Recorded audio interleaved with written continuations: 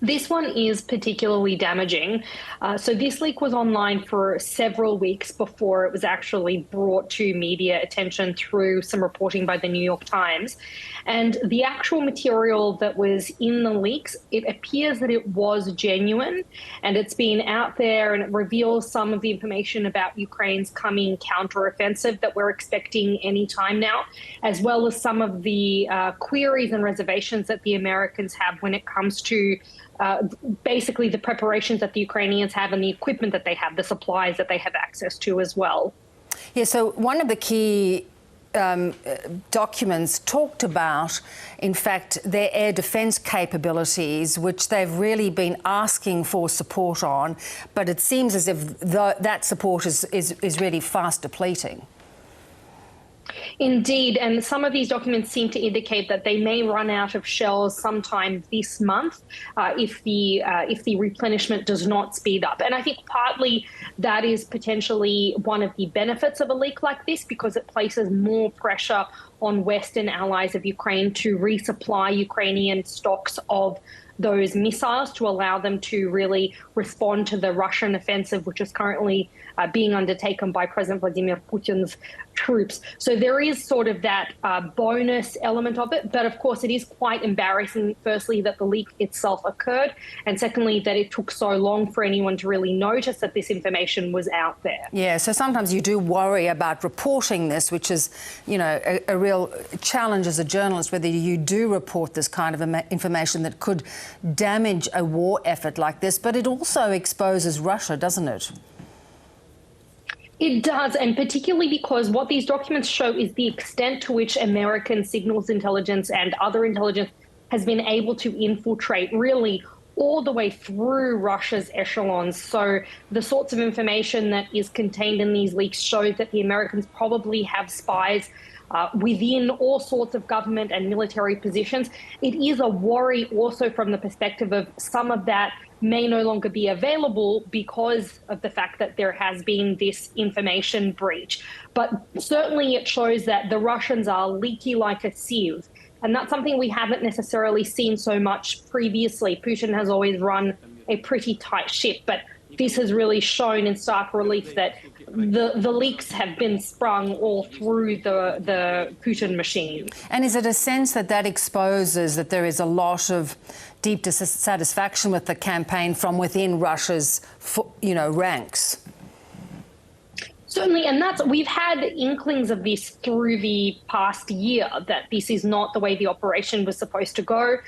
We know that through some pretty deeply reported pieces that have come out in various publications, Politico is among them, as well as others like the FT, that really there was a very small circle of people who was clued into what Putin was going to do on February 24th, 2022.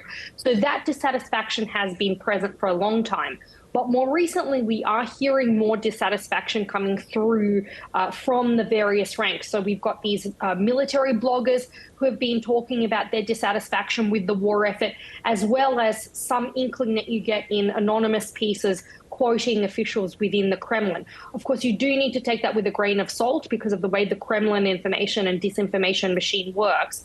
But certainly, I don't think anyone could look at what's happened with Russia's attempted invasion of Ukraine and say that that was a roaring success.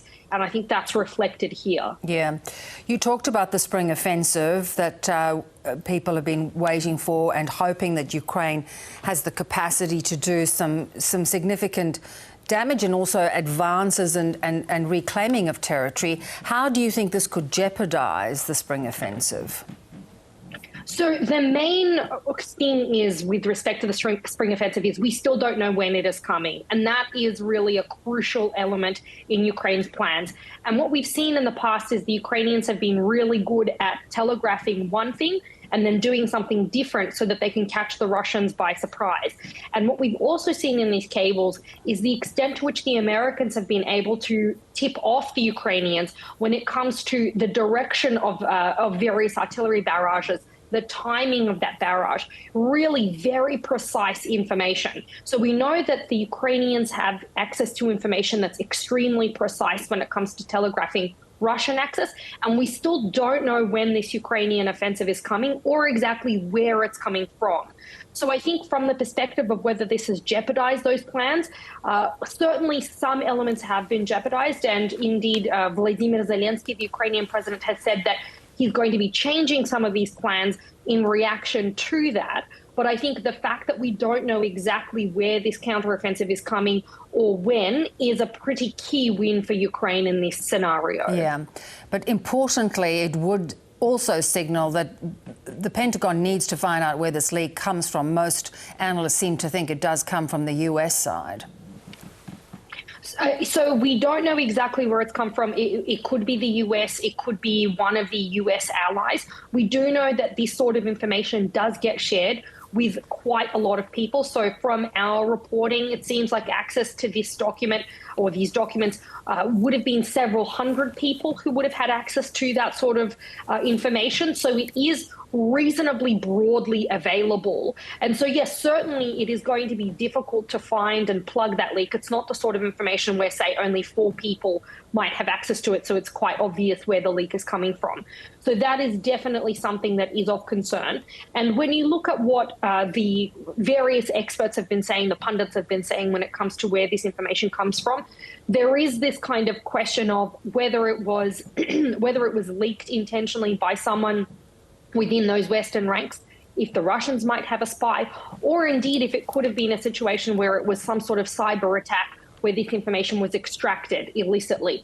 And at this point, obviously, this investigation is ongoing, and it's going to be a question for the Americans how they're able to find out where this leak has come from. Good to talk, Zoya. Thank you so much. Thank you for having me.